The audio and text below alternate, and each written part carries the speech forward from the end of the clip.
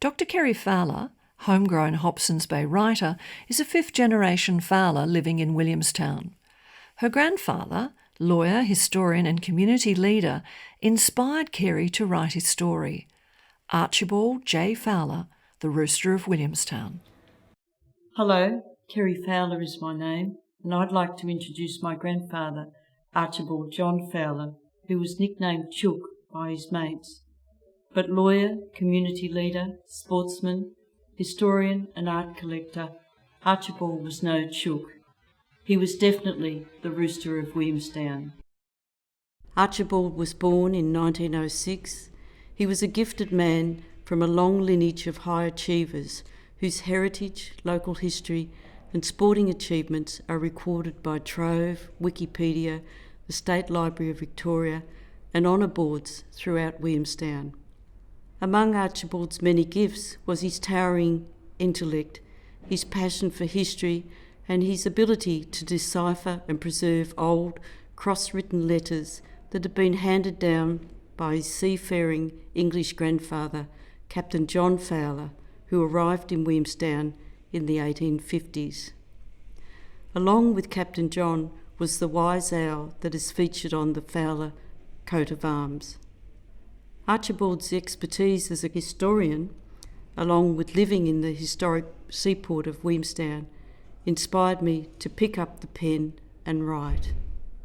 His grandfather, Captain John, ran a ballast trade in Williamstown, supplying empty ships with bluestone from the local quarries to keep them afloat on their return voyages to the motherland. The stone cutters would gather at the corner of John Street and the Strand before loading the ships with bluestone. Captain John prospered and built the single-storey Oddfellows Hotel on the corner of John Street and Dover Road in 1864. 20 years later, he built a double-storey home at 27 the Strand, where his family had sizable Chinese market gardens and a pet kangaroo. Captain John's grandson, Archibald, was passionate and proud to live in Williamstown. In his prize-winning short story, My Williamstown, Archibald described what it was like to reside on Ferguson Street with a pier at one end and a railway station at the other. Archibald had one sister, Grace. In 1991, Grace and her best friend, Miriam Dorr, spoke about what it was like to grow up in the heart of Williamstown in the shadow of their super bright, talented brothers. As schoolgirls, they were often called blockheads. Grace recalled how she broke the post-World War I curfew to bring food to her cousin Hilda, who was nursing those infected with the dreaded Spanish influenza virus that killed thousands of Australians. 10-year-old Grace was very careful with her secret deliveries because the quarantine hospice that was set up at the local primary school adjoining Robertson Reserve was very much out of bounds. Tales of sufferers' bodies turning black upon death haunted young Grace as she hurried home along the empty streets in the fading daylight. Not only was Archibald blessed with natural gifts in the genetic lottery of life, he had luck on his side, for he was just a boy when many of his older cousins gallantly served in World War I. His modest father, John Fowler Jr., studied as a young man and married much later in life than his siblings. John commenced elocution lessons, developed into a late bloomer, and was awarded the Royal Humane Society's Bronze Medal for bravely saving a fellow yachtsman from drowning in Hobsons Bay in 1894. He married Jessica Mary Cameron in 1905. Jessie was a far-sighted woman who was the foundation president of the Williamstown Ladies Bowling Club. President Jessie was at the helm for 3 years from 1922 and for 1 year in 1931. Until recently, the Williamstown Ladies Bowling Club was located in the V-shaped Dennis Reserve opposite the Town Hall. In 1920, 52 memorial palms were planted for the brave sons of the Centre Ward in Williamstown, whose lives were lost in World War I.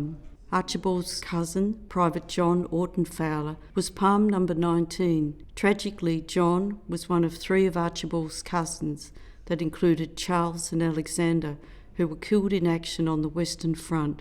John and Alexander's names are under the tribute, Their Names Liveth Evermore, on the tall World War I cenotaph that faces the morning sun overlooking the Ferguson Street Pier and Hobsons Bay in Williamstown. From a young age, Archibald was blessed with confidence and all-round sporting abilities. Indeed, the Fowler family has contributed to many sporting clubs: bowls, cricket, football, golf, lacrosse, tennis, yachting, swimming and surf lifesaving throughout Williamstown and elsewhere. There are now 6 generations of Fowler men who have played cricket at the Morris Street home ground from when the club was first established in 1852.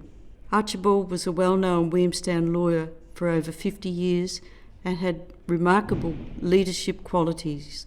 He was president and all-life member of 4 sporting clubs: cricket, football, lacrosse, bowls, and an honorary solicitor for the City of Williamstown Council. Not only that, he was a foundation member of Probus and one of the founders of the Historical Society that is located at the Mechanics Institute in Electra Street. Also, he was an avid photographer, art, antique and stamp collector. It's not known if my grandfather was aware of Maggie Thatcher's famous quote, "The rooster may crow, but it is the hen who lays the egg." But he certainly said, "No Fowler ever loved lightly," and this was constantly reflected in his family life.